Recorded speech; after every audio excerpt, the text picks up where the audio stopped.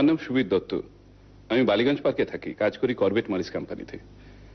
আমি এসেছি আমার দাদার ব্যাপারে। আমার দাদা নিহার দত্ত একসময় বায়োকেমিস্ট্রিতে খুব নাম করেছিলেন। আমেরিকার মিশিগান ইউনিভার্সিটিতে ভাইরাস নিয়ে গবেষণা করছিলেন। তারপর ধরুন বছর 20 আগে ল্যাবরেটরিতে একটা এক্সপ্লোশন হওয়ার ফলে দাদার প্রাণ নিয়ে টানাটানি হয়। শেষে ওখানকার এক ডাক্তার দাদাকে প্রাণে বাঁচিয়ে দেন ঠিকই, কিন্তু দাদার চোখ দুটো বাঁচানো যায়নি। অন্ধ হয়ে যান? একেবারেই। সেই অবস্থাতেই দাদা দেশে ফিরে আসেন। তার গবেষণাও তো তাহলে শেষ হয়নি?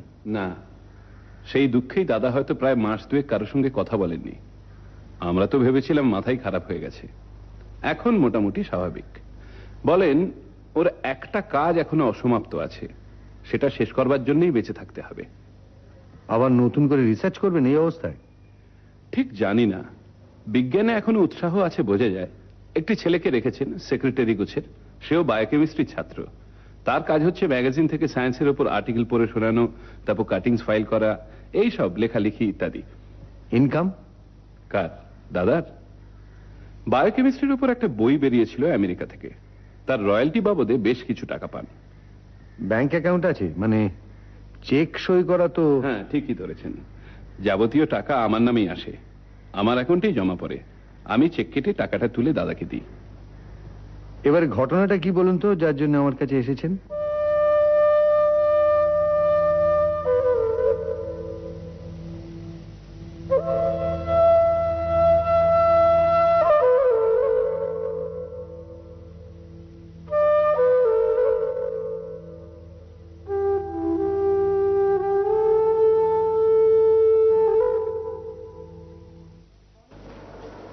Good morning sir. Good morning. আজ একটু তাড়াতাড়ি এলে মনে হচ্ছে। 9টা তো বোধহয় বাজেনি এখনো। না, 5 মিনিট বাকি। এ কি, এই অবস্থা কি করে হলো? কি হলো রণজিৎ? আশ্চর্য, কেউ লক্ষ্য করেনি? কি লক্ষ্য করবে? এ কি ঘরের অবস্থা? কাগজপত্র বইগুলো সব ওলট পালট, নিজের হাতে গুছিয়ে রেখে গেলাম কালকে। ড্রয়ারগুলো খোলা। আশ্চর্য। কমুদি, কমুদি!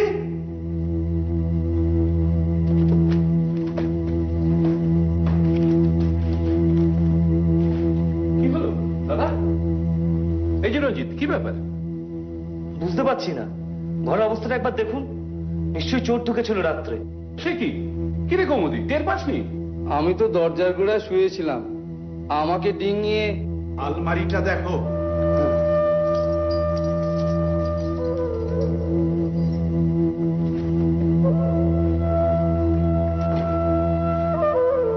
দেখুন দেখুন, খোলার চেষ্টা হয়েছিল, স্পষ্ট বোঝা যাচ্ছে। যাক, কিছুই খাওয়া যায়নি। খামটা? টাকা আর খাম দুটোই আছে। খামটায় কি আছে? দাদা গবেষণার যাবতীয় কাগজপত্র, খামটা সিল করা আছে। টাকা কত ছিল? 10,000 টাকার 3টে বান্ডিল, আর লুজ ধরুন 3,000 টাকা মতো। 33,000 টাকার মতো। আপনাদের কাউকে সন্দেহ হয়? দেখুন, বাড়ির যেসব দারোয়ান চাকর সব আছে সবই পুরনো বিশ্বাসী লোক। তাদের সন্দেহ করা, সত্যি কথা বলতে কি, আমাদের বাড়িতে দুটো ভাড়াটে আছে, সেই দুটোকে আমার একদম পছন্দ নয়। একটা হলো সুকুয়ানি, তার সম্বন্ধে লোকে বলে এই লোকটা একদম সুবিধের নয়, পুলিশেরও নাকি ওর উপর নজর আছে। অন্যজন মিস্টার দস্তুর, লোকটা এত অতিরিক্ত রকমের চাপা যে সেটাই সন্দেহজনক। এছাড়া অবশ্য আরেকটা ব্যাপার আছে। আমার আমার ছোট ছেলে, সে একেবারে সমস্ত সংস্কারের বাইরে চলে গেছে। বয়স কত? 23। কি করে? জুয়ো, নেশা, রাজানি, গুন্ডাবাজি সবকিছুই আছে। এর মধ্যে 3বার পুলিশের খপ্পরেও পড়েছে। আমাকে গিয়ে ছাড়িয়ে আনতে হয়েছে। চোর যেদিন আসে সেদিনও বাড়িতে ছিল? হ্যাঁ, রাত্রে খেতে এসেছিল, তাও রোজ আসে না। তারপর থেকে তো আর দেখিনি। ঠিক আছে মিস্টার দত্ত, আজ বিকেল 5:30 নাগাদ আমি আপনাদের বাড়িতে যাব, থাকবেন কি? হ্যাঁ, নিশ্চিত হবো। অনেক ধন্যবাদ। এখানে আমাদের ঠিকানা আছে। আজকে তাহলে উঠি। নমস্কার। নমস্কার।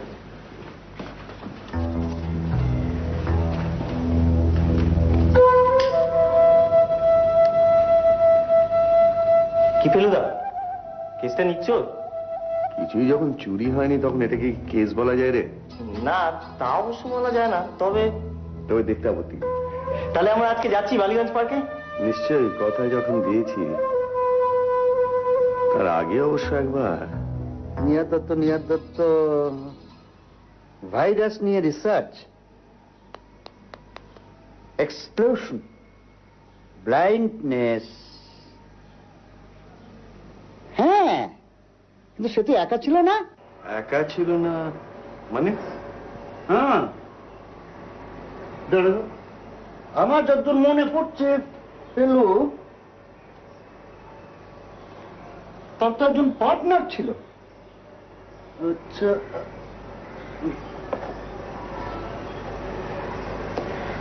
হ্যাঁ হ্যাঁ, 71।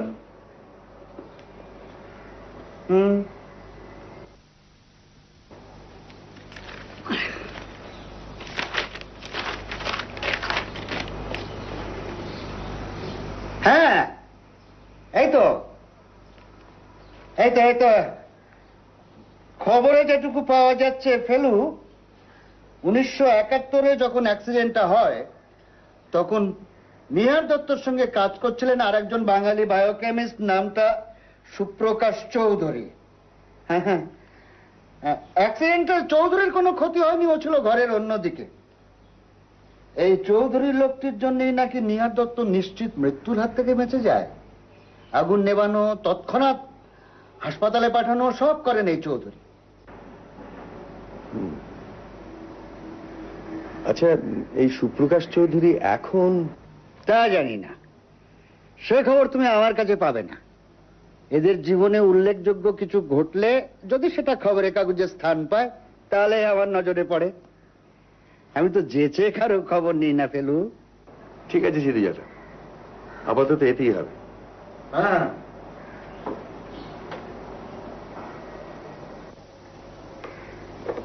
হ্যাঁ, হ্যালো, কেসটা কোন দিকে? গোলকধাম 7-1 বালিগঞ্জ পার্ক, কলকাতা 7,19,000।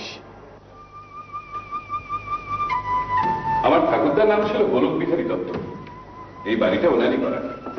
তারপরে 80 বছর হলো। আপনার ঠাকুরদা কি করতেন? উনি কেমিক্যাল ইনস্ট্রুমেন্ট ম্যানুফ্যাকচার করতেন। ওনার মারা যাবার পর বাবা ব্যবসাটা চালাবার চেষ্টা করেছিলেন, পারেননি, বন্ধ হয়ে যায়। তা প্রায় 30 বছর হলো।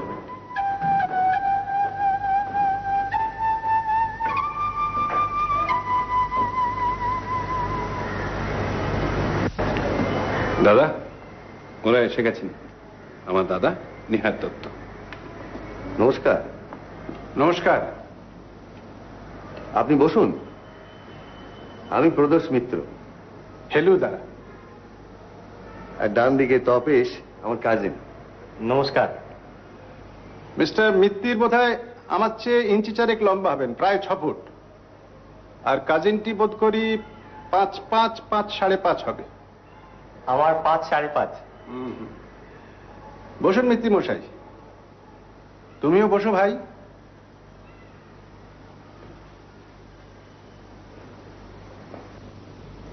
আপনি কি একাই রিসার্চ করছিলেন না কোনো পার্টনার ছিল? পার্টনার ছিল না, একজন অ্যাসিস্ট্যান্ট ছিল, সুপ্রকাশ চৌধুরী। সেও আমেরিকাতেই পড়াশোনা করেছিল। তিনি এখন কোথায় বা কি করছেন সে খবর জানেন? না। অ্যাক্সিডেন্টের পর তিনি আপনার সঙ্গে কোনো যোগাযোগ রাখেননি? না না। বিস্ফোরণটা কি অসাবধানতার জন্য হয়েছিল? আমি সজ্ঞানে কখনো অসাবধান হইনি। চা। লোডশেডিং। কদিন ধরে ঠিক এই সময়টা আলোটা যাচ্ছে। অবশ্য বেশিক্ষণ থাকবে না, মিনিট 10-এর মধ্যে এসে যাবে। কমতি, কমতি। বাতি গেল বুঝি। এতে অবশ্যই আমার এখন কিছু আসে যায় না। আচ্ছা, একটা কথা, আপনার নোটস যদি অন্য কোনো বায়োকেমিস্টের হাতে পড়ে তাহলে সেটা তার পক্ষে কি লাভজনক হতে পারে? নোবেল প্রাইজটাকে যদি লাভ বলে মনে করেন তাহলে হবে বই কি। আচ্ছা, আপনার কি মনে হয় এইসব কাগজপত্র চুরি করার উদ্দেশ্যে কি চোর আপনার ঘরে ঢুকেছিল? সেরকম মনে করার কোনো কারণ নেই। আর একটা প্রশ্ন, আপনার এই নোটসের কথা আর কে কে জানে? বৈজ্ঞানিক মহলে অনেকেই এটার অস্তিত্ব অনুমান করতে পারে, আর জানে আমার বাড়ির লোকেরা আর আমার সেক্রেটারি রণজিৎ। বাড়ির লোক বলতে কি ভাড়াটেদের কথা বলছেন? তারা কি জানে না জানে তা আমি জানি না। এরা ব্যবসাদার মানুষ, এদের কোনো ইন্টারেস্ট না থাকারই কথা। অবশ্য আজকাল তো সবকিছু নিয়েই ব্যবসা চলছে, এ ধরনের কাগজপত্র নিয়েই বা চলবে না কেন? আর বিজ্ঞানী হলেই তো আর ধর্মপত্র যুধিষ্ঠির হয় না।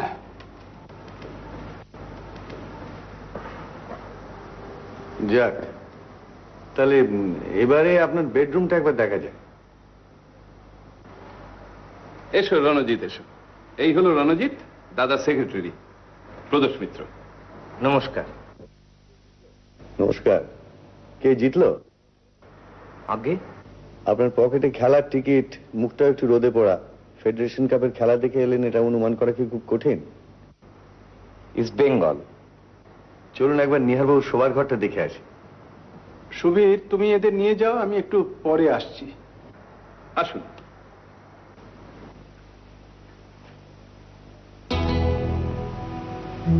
কৌমুদি,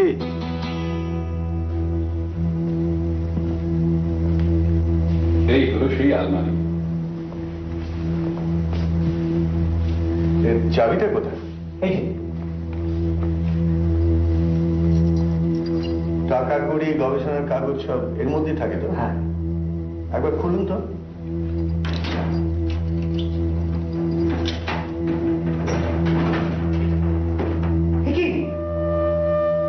কি করে হয়? 4টে বান্ডল করা 100 টাকার নোট, সব মিলিয়ে প্রায় 33,000 টাকা। আর গবেষণার কাগজ? কি ব্যাপার রঞ্জিত, পেপারসও তো নেই? কি জানি, আমি তো কিছুই বুঝতে পারছি না। আজ সকালেও তো। তার মানে মিনিট 10-এর মধ্যে, অর্থাৎ ওই লোডশেডিং এর ভেতরেই চুরিটা হয়েছে।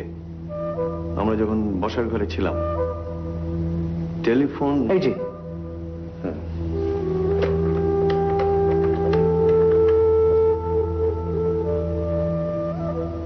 মিস্টার বক্সি, আমি প্রদোষ মিত্র বলছি। শুনুন, একটা বার্গলারির কেস। অ্যাড্রেস হচ্ছে গোলকধাম, 7-1 বালিগঞ্জ পার্ক। হ্যাঁ, 7-1। না না, আমি কোনো ইনভেস্টিগেট করিনি। ছিল একটা আলমারির ভেতরে 1033 টাকা ছিল, আর সেই সঙ্গে একটা সিল করা খামে কিছু মূল্যবান রিসার্চের কাগজপত্র। হ্যাঁ, এই গোলকধাম থেকে মিস্টার সুবীর দত্ত, হ্যাঁ সুবীর দত্ত গিয়ে আপনার কাছে ডায়েরি করে আসবেন। আচ্ছা, হ্যাঁ হ্যাঁ, কাল সকালে দেখা হবে।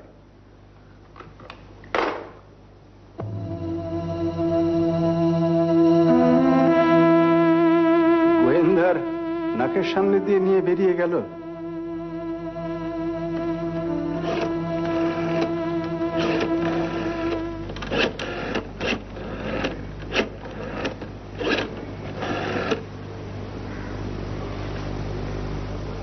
হ্যালো, কে ফেলু?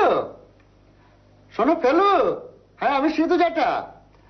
সকালে তুমি এলে, আমি তোমাকে পুরো ইনফরমেশনটা দিতে পারলুম না। এস চৌধুরী নামে একজন বায়োকেমিস্টের আমি হদিশ পেয়েছি। 1975-এ মেক্সিকোতে একটা ড্রাগ কোম্পানিতে পুলিশ রেড হয়, তাতে একজন বাঙালি বায়োকেমিস্ট ধরা পড়ে, নাম এস চৌধুরী। এই ভেজাল ড্রাগের ব্যবসা করত, মারাত্মক সমস্ত ব্যাধি দেখা দিয়েছিল, লোকটা জেল হয়। আমি জানি না দুটো লোক একই লোক কিনা। মনে হচ্ছে একই লোক। আসলে ওই সুপ্রকাশ চৌধুরীর নামটা মাথার মধ্যে ঘোরাঘুরি করছিল, তো আমি ঠিক কানেক্ট করতে পারছিলাম না এস চৌধুরীর সঙ্গে।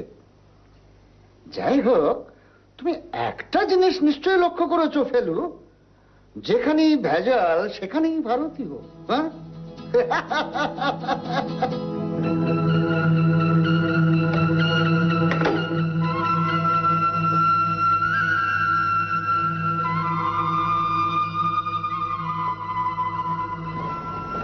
দাদার সঙ্গে হয়তো নিজেই দেখাতে যাবে, এক্ষুনি মর্নিং ওয়াক সেরে ফিরবেন।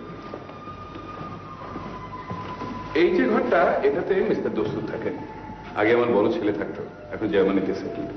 আর ওই পাশে মিস্টার সুখানির ফ্ল্যাট, ওটা এন্ট্রেন্সটা অবশ্য পেছন দিক দিয়ে। ও, তাহলে আগে গিয়ে মিস্টার দস্তুরের সঙ্গে কথা বলি। না, ঘরে নেই, থাকলে দরজা খোলা থাকতো। রাত্রেও মশাই দরজা খুলে রেখে শোয়। চোরের ভয় নেই?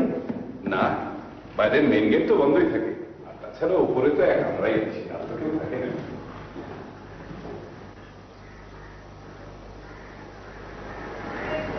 এই দিকটা হলো সুখানির এন্ট্রেন্স।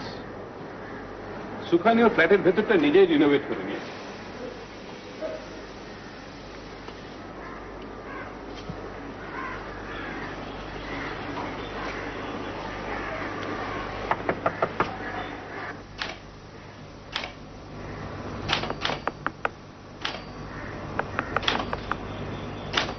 কামিং।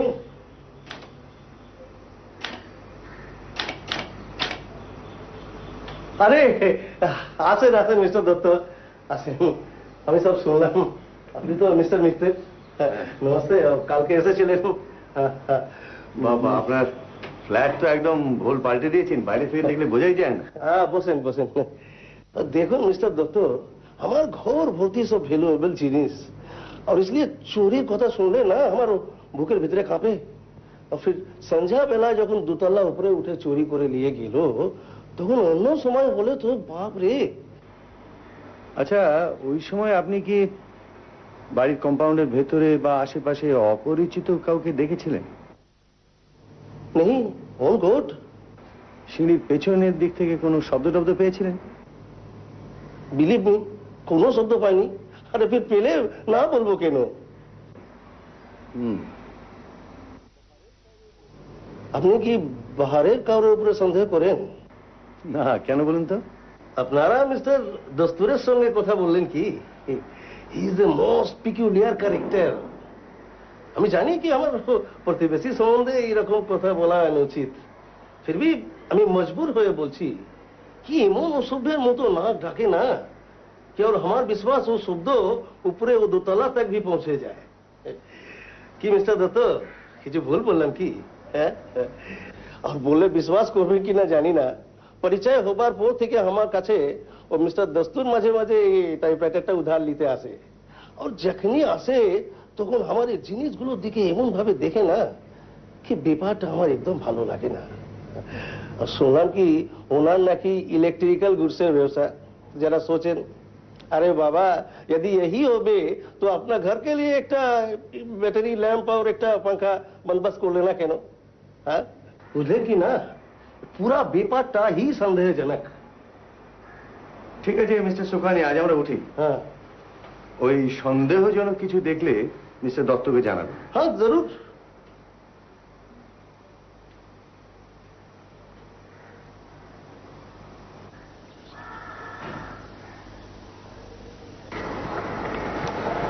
তাহলে বাকি রইলেন মিস্টার দস্তুর। আগে হ্যাঁ, আরে ওই তো মিস্টার দস্তুর। খবরটা ওকে দিন তো। মিস্টার দত্ত,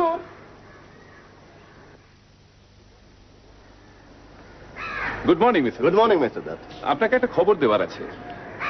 এই বাড়ির বাসিন্দা হিসেবে আপনাকে জানানো দরকার যে গতকাল দাদার ঘরে বেশ বড় রকমের একটা চুরি হয়ে গেছে। বেশ কয়েক হাজার টাকা এবং তার চেয়েও বেশি মূল্যবান দাদার সব গবেষণার কাগজপত্র। My goodness, your brother must be terribly upset. Thank god যে আমার ঘরে কোনো ভ্যালুয়েবল জিনিস নেই। It's me mister Dutta. আপনার ভাই এইমাত্র আপনার লসের কথাটা বললেন, আমি আপনাকে আমার সহানুভূতি জানাচ্ছি।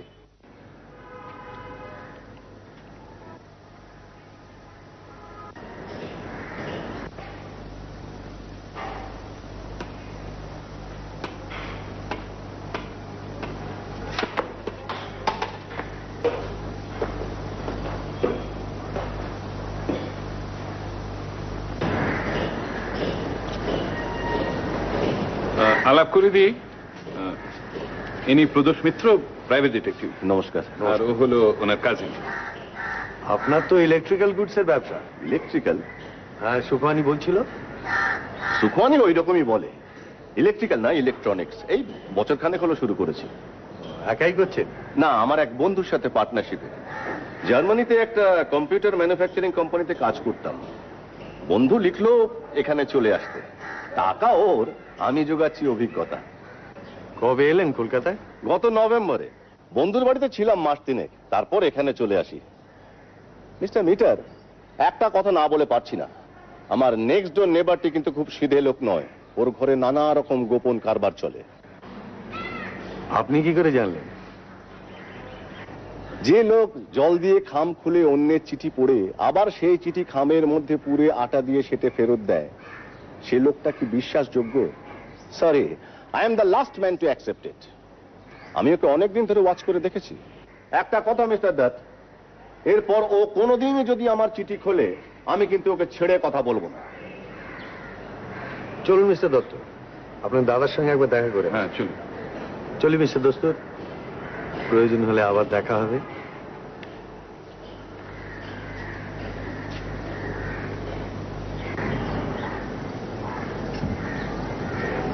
শব্দ আর স্পর্শ, এই দুটো নিয়ে তো কাটিয়ে দিলাম 20 বছর। আর স্মৃতি, কি হতে পারতাম, কি হলাম না।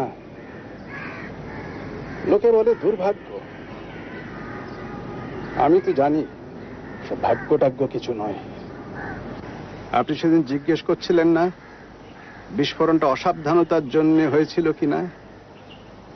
আজ আপনাকে বলছি মিস্টার মিত্তির, সমস্ত ব্যাপারটা ঘটানো হয়েছিল আমার শ্রম পণ্ড করার জন্যে।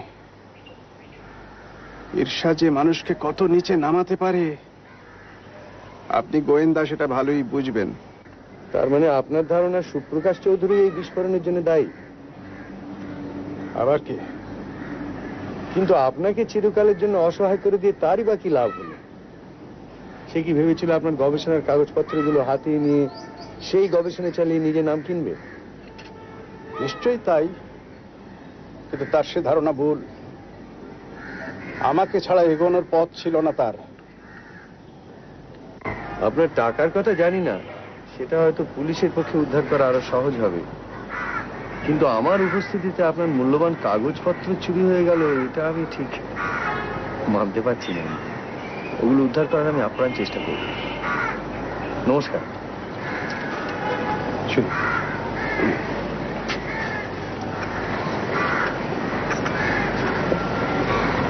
কৌমুদি বাবু, আমার ঘুমের ওষুধটা ফুরিয়ে গেছে, আনিয়ে নিস।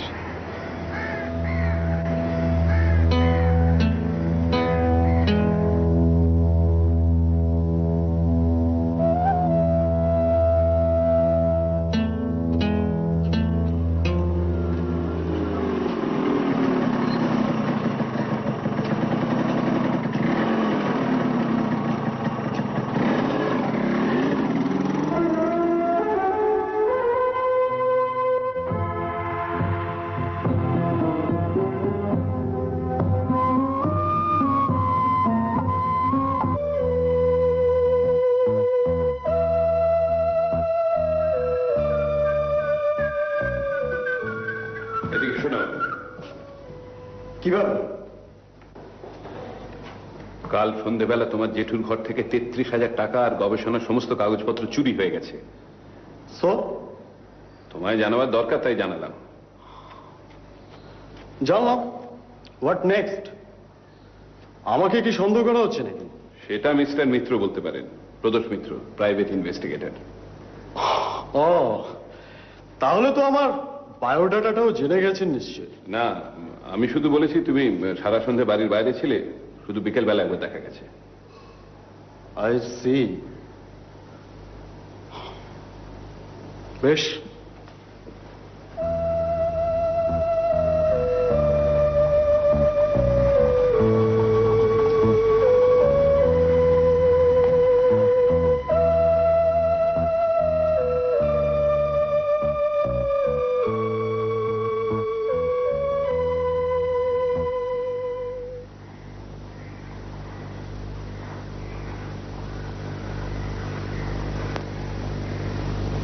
তোর কি ধারণা সুবীর বাবু ছেলে নিয়েছে? আর কে নেবে বলো? বাড়ির লোক যে নিয়েছে সে তো বোঝাই যাচ্ছে। দোস্তুর তো ছিলেনই না, আর সুখওয়ানিও চুরি করে ঘরে বসে থাকবে এটাও যেন কেমন লাগে। রঞ্জিত বাবুও এলেন চুরির পর, তাহলে চুরি করার সময় উপস্থিত ছিল সুবীর বাবু, তার ছেলে শঙ্কর আর চাকর বাকর। ধর মক্কেল নিজেই যদি কিছু করে থাকে? সুবীর বাবু? মাথা ঠান্ডা করে চুরি হবার ঠিক আগের ঘটনাগুলো একটু ভাব।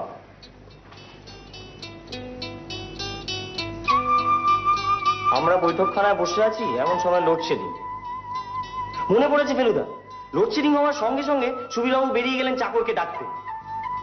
তবে ভেবে দেখ, এই একটি লোক সম্বন্ধে কিন্তু আমরা প্রায় কিছুই জানি না। তারপরে বিভিন্ন কারণে ভদ্রলোকের যদি বাজারে খুব ধার দেনা থাকে, তাহলে তার পক্ষে টাকা নেওয়াটা খুব আশ্চর্য কি? কিন্তু উনি তো নিজেই এলেন তোমার কাছে তোমায় গোয়েন্দা অ্যাপয়েন্ট করতে, আর তাছাড়া নিজের গুণধর ছেলেটির সম্বন্ধে তো উনি নিজেই তোমায় বলেছেন। খুব উঁচু দরের ধরতে হলে তার পক্ষে ওইটা করে স্বাভাবিক, যাতে তার উপর সন্দেহটা না পড়ে। নে এখন উত্তরগুলো বের করতে। কে? ক, নিহার বাবুর প্রশ্ন। কে? খ, চোর কে? কি? নিহার বাবুর অসমাপ্ত কাজটা কি? কেন? চাবির গর্তের ধারে আঁচড়ের বাড়াবাড়ি কেন? কবে? সুপ্রকাশের সঙ্গে শেষ দেখা কবে? কোথায়? সুপ্রকাশ চৌধুরী এখন কোথায়? এবারে কি মনে হচ্ছে? খুবই জটিল। ডাক্তার,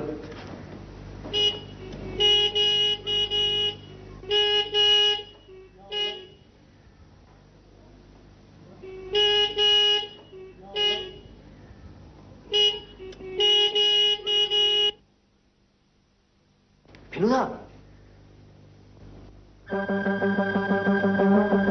শুনুন মশাই, বাবা আমার বিষয়ে আপনাকে কি বলেছে তা আমি জানি না, শুধু এইটুকু বলে দিচ্ছি, আমার পেছনে ওই টিকটিকি লাগিয়ে কারোর বাপের 7 দিনে কিছু করতে পারে। আপনাকে আমি ওয়ার্নিং দিচ্ছি, আমি কিন্তু একা নই, আমাদেরও গ্যাং আছে।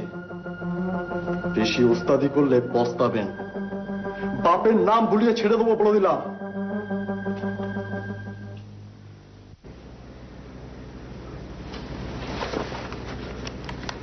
তুসে চল।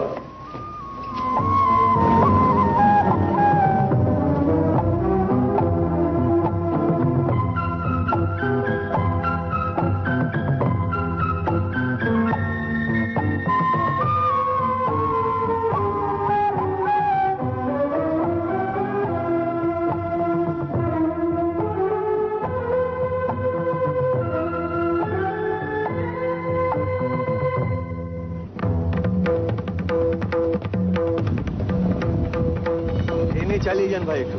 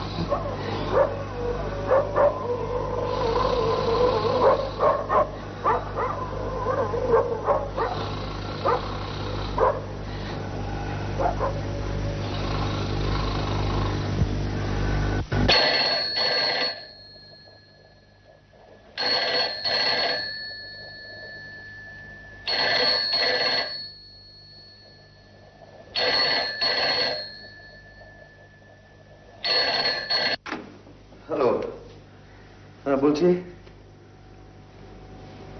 ও, আমি এক্ষুনি আসছি। হ্যাঁ, তোপসে তোপসে তৈরি হয় নে, গোলক ধামে খুন। ঘুমন্ত অবস্থায় মাথায় বাড়ি, একটা নয় অনেকগুলো। ডক্টর শর্মা এসেছিলেন, বললেন মনে হচ্ছে রাত 2টো থেকে 3টের মধ্যে সমস্ত ঘটনাটা ঘটেছে। অবশ্য পোস্টমর্টম রিপোর্ট না আসা পর্যন্ত কিছুই বলা যাচ্ছে না। লোকটা সম্বন্ধে কিছু জানা গেল? এখনো পর্যন্ত তো লোকটার সঠিক পরিচয় কিছুই পাওয়া যায়নি। টাকা পয়সা কিছু খাওয়া গিয়েছে? মনে তো হচ্ছে না, তবে 100 টাকা পাওয়া গিয়েছে ওয়ালেটের মধ্যে। বাড়িতে ক্যাশ বিশেষ রাখতো বলেই মনে হচ্ছে না, কিন্তু ব্যাংকে টাকা জমা দেওয়ার বই, চেক বই এসব কিছুই তো পাওয়া যাচ্ছে না। একটা সোনার ঘড়ি অবশ্য পাওয়া গেছে বালিশের পাশে, এখনো ভালো করে সার্চ করা হয়নি অবশ্য। মিস্টার মিত্র, একটা কথা, মিস্টার সুখানি কিন্তু বেজায় তন্ডি করছে।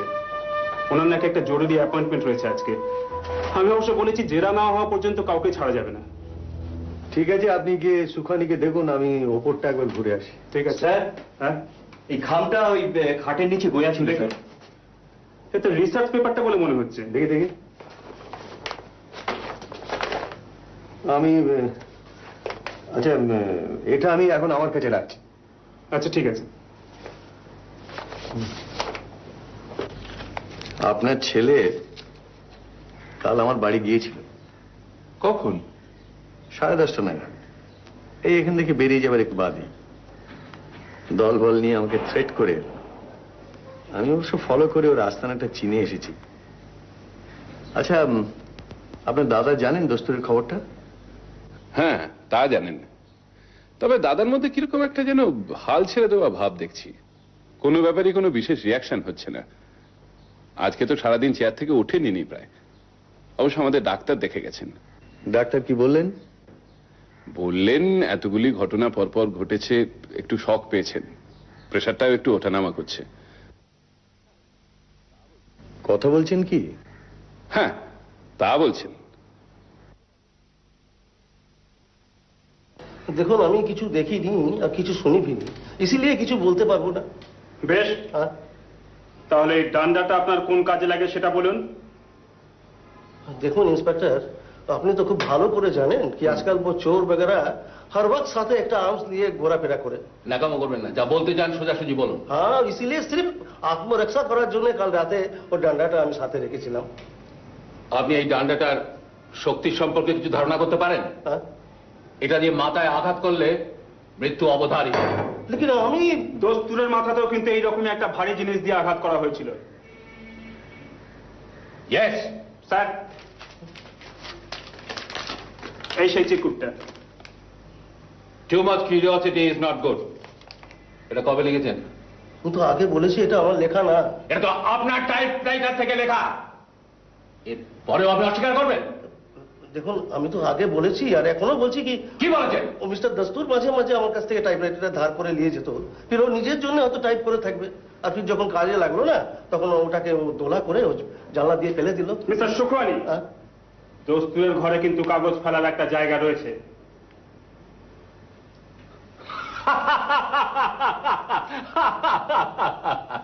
সুতরাং আপনার যুক্তিটা আমরা মানছি না।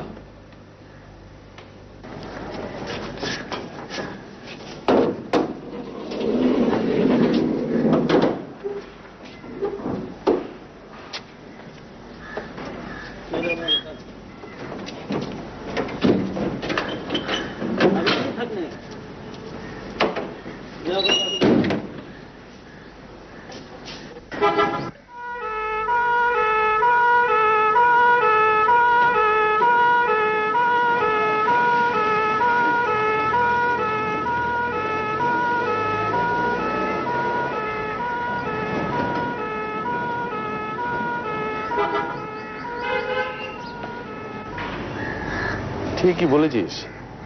সুখানিকে দস্তুরের ঘরে যেতে গেলে একেবারে বাগান ঘুরে সামনে এসে সদর দরজা দিয়ে ঢুকতে হয়। কিন্তু মেন গেট তো মাঝরাত্রিরে বন্ধ থাকে। XYZ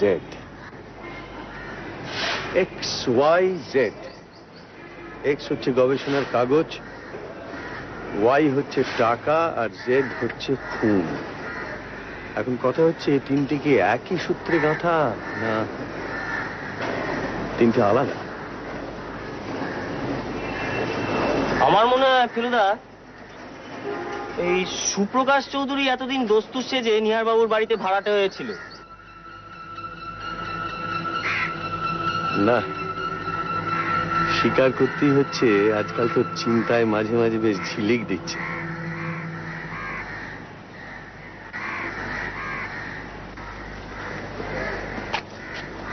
এসো মিত্র। বলুন মিস্টার বক্সি। দস্তুরের একটা জুতোর গোড়ালিতে চোরা খুপড়ির মধ্যে আমেরিকান ডলার আর জার্মান মার্ক সব মিলিয়ে প্রায় 17,000 টাকার মতো পাওয়া গেছে। এমনি কাগজপত্র বা যা দলিল পাওয়া গেছে তাতে এমন একটা কিছু ধারণা করা যায় না ওর সম্বন্ধে। আর এই ইলেকট্রনিক্সের দোকানের সন্ধান কিছু পাওয়া যায়নি, আর বন্ধু বান্ধবেরও কোনো হদিশ পাওয়া যায়নি। এমনি প্রায় চিঠিপত্র কিছু ছিলই না বলতে পারেন। শুধু একটা চিঠি আর্জেন্টিনা থেকে লেখা, একেবারে পার্সোনাল চিঠি। এ থেকে একটা জিনিস প্রমাণ হয় যে at one point of time লোকটি দক্ষিণ আমেরিকা ছিল। Thank you mister Bakshi. Mister Ali Corinthian লজের ঘটনাটা? হ্যাঁ, ম্যানেজার কিন্তু ফটোটা দেখেই শঙ্করকে চিনতে পেরেছে। বললে শঙ্কর নাকি সাঙ্গপাঙ্গ সমেত কাল একটা ঘর ভাড়া নিয়ে সারা রাত জুয়া খেলেছে আর নেশা করেছে, আর সকালবেলা হোটেলের পাওনা না মিটিয়ে চলে গেছে। তাহলে এটা প্রমাণ হলো যে শঙ্কর খুনটা করেনি, কারণ সেই সময় তো তার অন্য অ্যালিবাই ছিল। রঞ্জিত বাবু, আমায় ডেকেছিলেন? হ্যাঁ, আপনাকে একটু দরকার আছে। বসুন না, বসুন।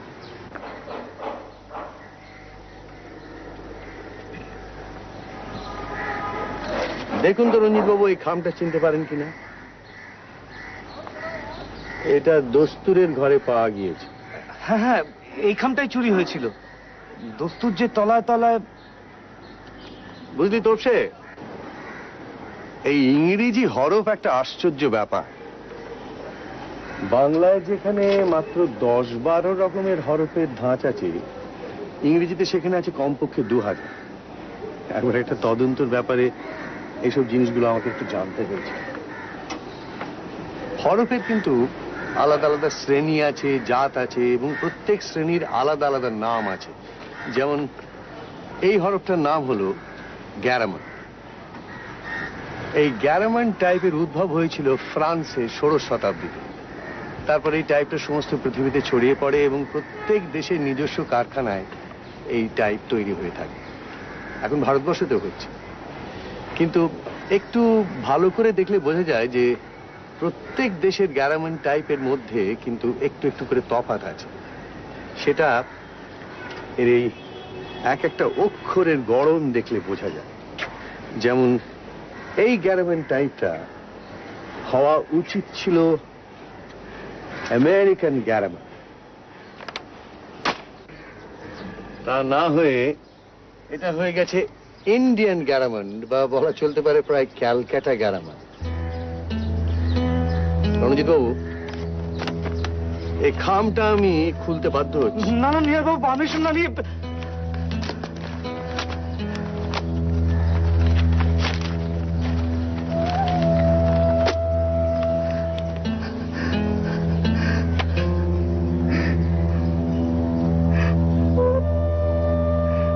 রণজিৎ বাবু, গত পরশু সকালে এসে চোর আসার যে ইঙ্গিতটা আপনি করেছিলেন, সেটা আসলে ছিল একটা ধাপ্পা। আসলে ওই রাত্রিরে চোর আসার ধারণাটা প্রচার করার আপনার দরকার ছিল, কেননা সেই সময় আপনি নিজেই চুরি করার জন্য তৈরি হচ্ছিলেন, এবং সন্দেহটা যাতে আপনার উপর গিয়ে না পড়ে সেটা দেখা তো আপনার পক্ষে জরুরি ছিল না। আমার বিশ্বাস সকালে এই ধাপ্পাটা দিয়ে তারপর দুপুর বেলায় কোনো সময় সুযোগ বুঝে আপনি আলমারিটা খোলেন এবং দুটি কাজ সারেন। তার মধ্যে একটি হলো 33,000 টাকা এবং নিহার বাবুর নোটস গুলো হস্তগত করা। এবং মনে হচ্ছে এই খামটা তখন তৈরি ছিল না। পরে কালকে আপনি এটাকে ছাপিয়ে নিয়েছেন।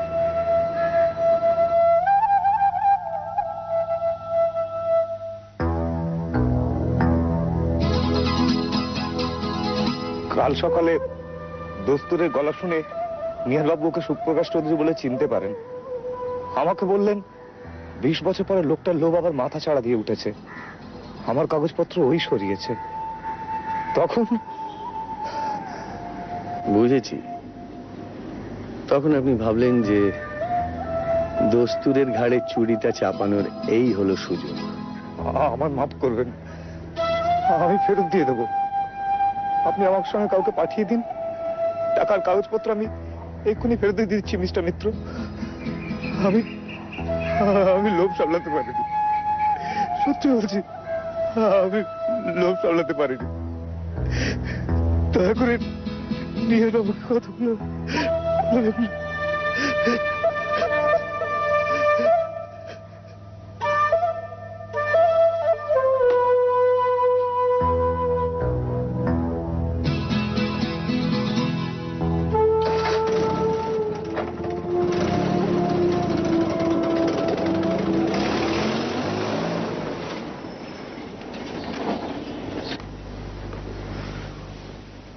আসতে পারি মিস্টার দত্ত? আসুন মিস্টার মিত্তির।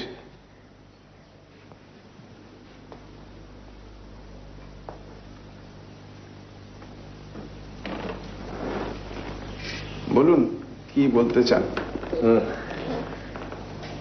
রিসার্চের কাগজগুলো ফেরত পেয়ে এখন নিশ্চয়ই খানিকটা নিশ্চিন্ত বোধ করছেন। ওগুলোর আর বিশেষ কোনো মূল্য নেই আমার কাছে। আপনার কাছে না থাকতে পারে, আমাদের কাছে তো রয়েছে, অন্তত বিশ্বের অনেক বিজ্ঞানীর কাছে আছে। সে আপনারা যা ভালো বোঝেন করবেন। আর কিছু বলবেন? হ্যাঁ, একটা প্রশ্ন ছিল, কথা দিচ্ছি এরপরে আর বিরক্ত করবো না। বিরক্ত আর করবেন কি করে? বিরক্তির অনেক ঊর্ধ্বে চলে গেছি যে আমি। তাহলে বলি, কালকে 10টা ঘুমের ওষুধ আনিয়েছিলেন, আজও দেখছি সেই 10টাই রয়েছে। তাহলে কি কাল ঘুমের ওষুধ খাননি? না, খাইনি, আজ খাবো। আচ্ছা, আমরা তাহলে আসি। দাঁড়ান,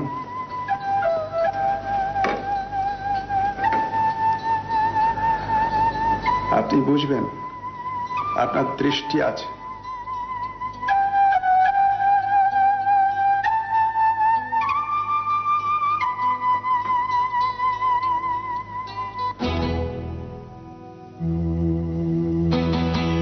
সুখুয়ানিকে অনেক জেরা করেও কোনো কুল কিনারা পাওয়া গেল না। আশ্চর্য, মিস্টার মিত্র ওই দিনই ফোন করে জানালেন যে সুখুয়ানি ইজ ইনোসেন্ট। কি করে যে এমন কনক্লুশনে পৌঁছলেন ঠিক বুঝতে পারছি না তো। এই ঘটনার ঠিক 2 দিন বাদেই দাদা উইল করে তার সমস্ত জমানো টাকা আর গবেষণার কাগজপত্র ওর সেক্রেটারি রঞ্জিত বন্দ্যোপাধ্যায়কে দিয়ে দিয়েছেন। কিন্তু রহস্য তবু রহস্যই থেকে গেল। মিস্টার দস্তুরকে খুন করলো কে? আমি কি বলবো, নিহারবাবু সত্যি একজন দেবতা। তা না হলে আমার মতো একজন অপরাধীকে টাকা গবেষণার কাগজটা ফেরত নিয়ে আমাকে রেহাই দিয়েছেন প্রদোষবাবু আর মিস্টার বক্সি। এমনকি সুবীরবাবুও কিছু করেননি, নিহারবাবুকে ঘটনাটা জানাননি পর্যন্ত। তবে সে রামায়ণ তো পড়েছিস, অন্ধমুনির ছেলে কি করে মারা গিয়েছিল বলতো?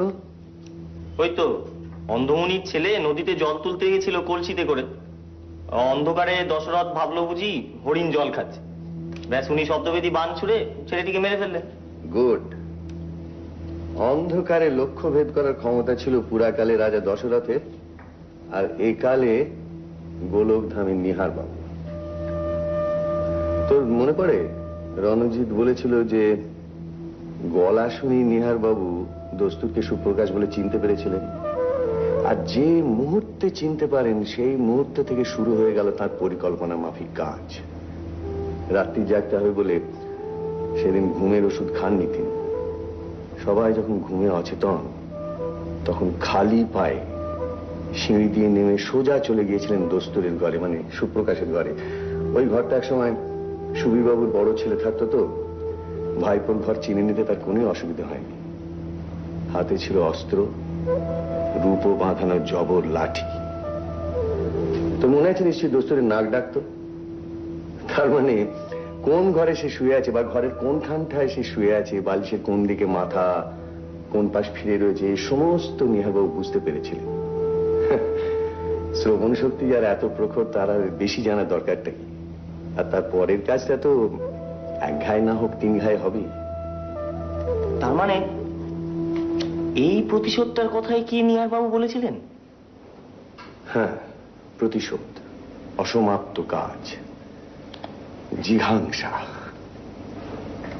এই জিঘাংসাই নিহারবাবুকে এতদিন বাঁচিয়ে রেখেছিল। এখন তো তিনি মৃত্যুশয্যায়, আর সেই কারণেই আইনের নাগালের বাইরে।